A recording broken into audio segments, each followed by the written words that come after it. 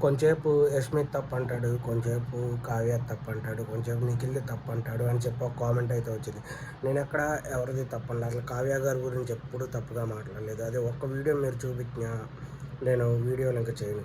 ఎందుకంటే నేను మాట్లాడలేదు నాకు తెలుసు. కావ్య గారి గురించి నేనెప్పుడూ పాజిటివ్‌గానే మాట్లాడాను.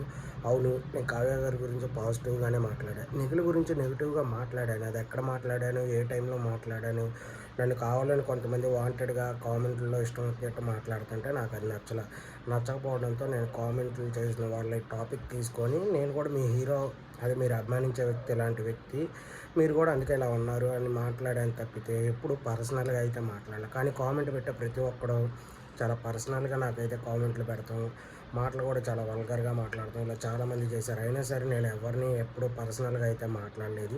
మామూలుగా మీరు మార్చుకుంటే మంచిది అన్నట్టు మాట్లాడానే గానీ ఎక్కడ పర్సనల్‌గా అయితే మాట్లాడలే.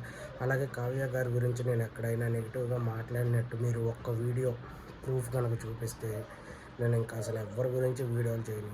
ఏదో వేరే నాకు ఏది నచ్చితే అది వీడియోస్ అనేవి చేసుకుంటూ ఉంటాను.